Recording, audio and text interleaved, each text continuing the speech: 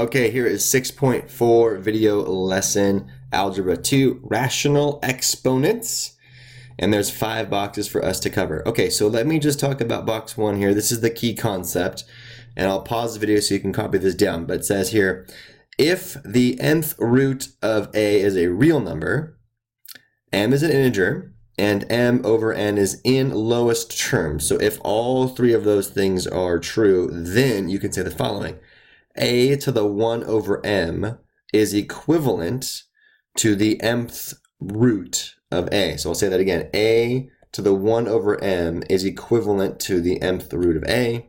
And similarly, a to the m divided by n is equal to the nth root of a to the m. So we have 2 basic rules that we're going to be using here throughout the lesson. And let me give you quick examples of each of these rules right here, so without going too high. So the square root of 36 can be written as 36 to the 1/2, because this is applying the rule that I'm working this way. So I'm starting with this piece over here, and I'm ending up with that piece there. That's okay. That's okay.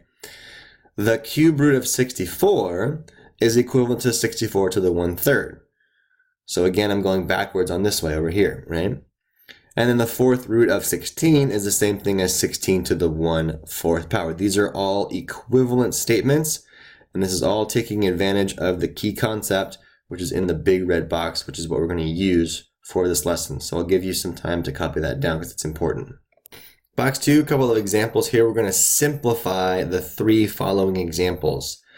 So I have 216 to the 1/3 power. So one way that we can tackle this is we know that this means the cube root of 216.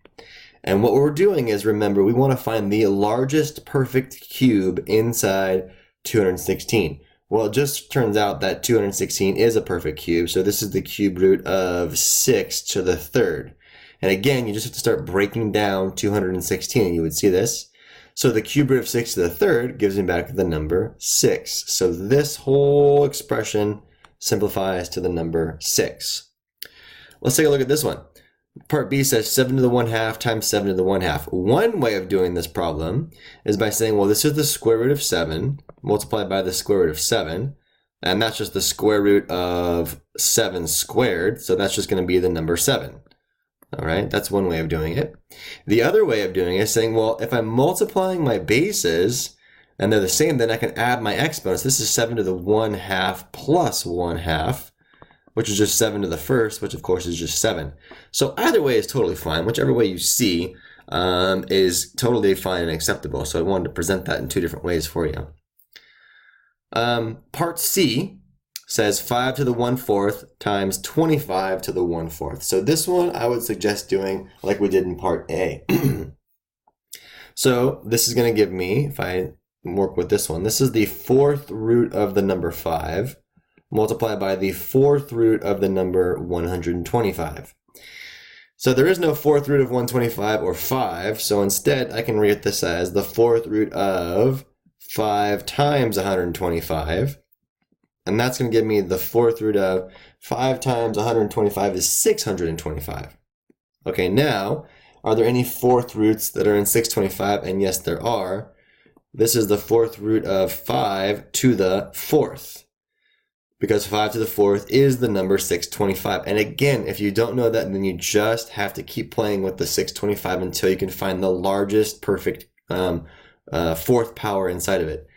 So of course, this just gives me back the 4th root of 5 to the 4th is the number 5. So all of this entire expression is just leading to the number 5. I know that these are challenging for many, many students, and we're definitely going to practice a lot in class, but I want to make sure that you see a few examples to get your wheels spinning about how to solve these before class begins. Okay, try this one on your own. How would you simplify 3 to the 1/2 times 12 to the 1/2? Go ahead and try it on your own. Okay, hopefully you got the right answer. What I did was I took 3 to the 1/2 times 12 to the 1/2, made that the square root of 3 times the square root of 12. Well, the square root of 3, square root of 12, that's the square root of 36. That's a perfect square, so that's the square root of 6 squared, so I just get the number 6 out of that one. So hopefully you got that one too.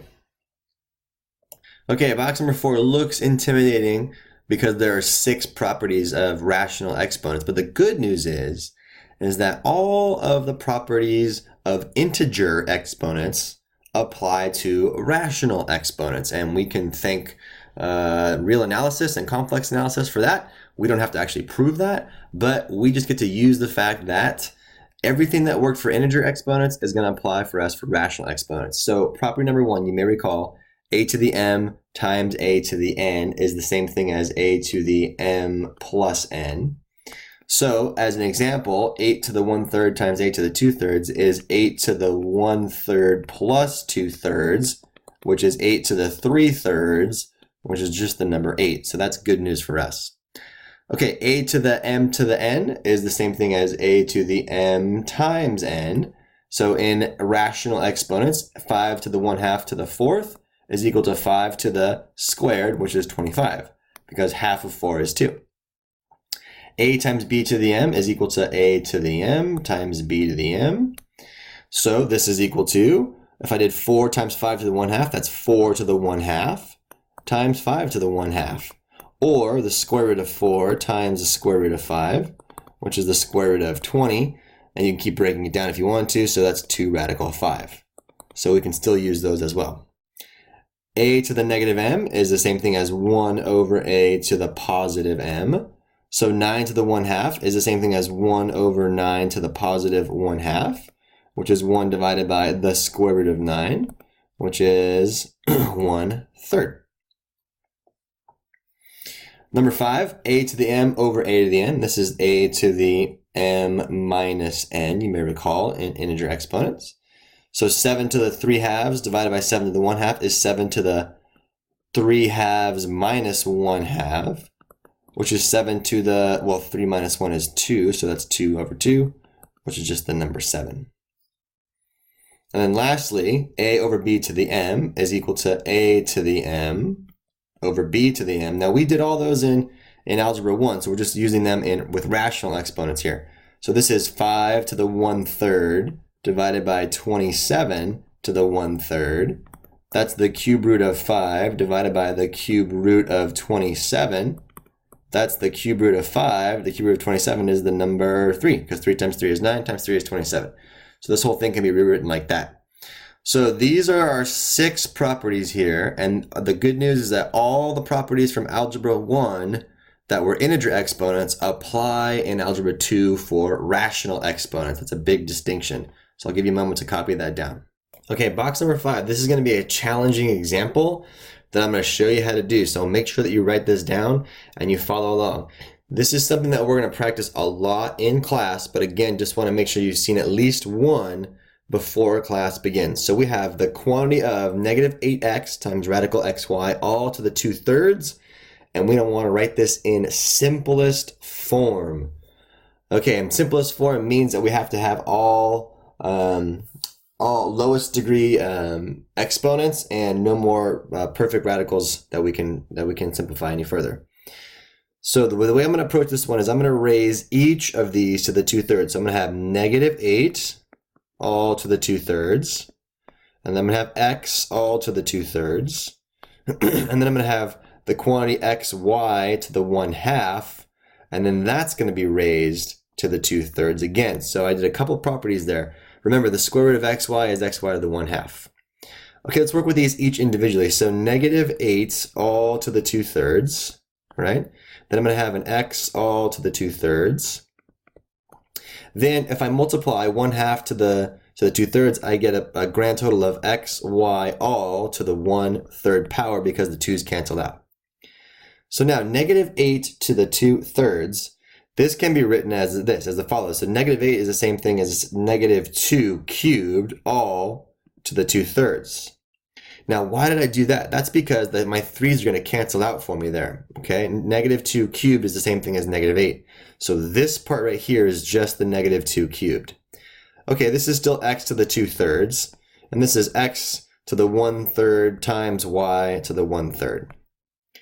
Okay, negative 2 cubed to the 2/3 is going to be negative 2 quantity squared. And then this is just x to the 2/3, x to the 1/3, y to the 1/3. So if I'm multiplying these two, if I'm multiplying them, I can add them together.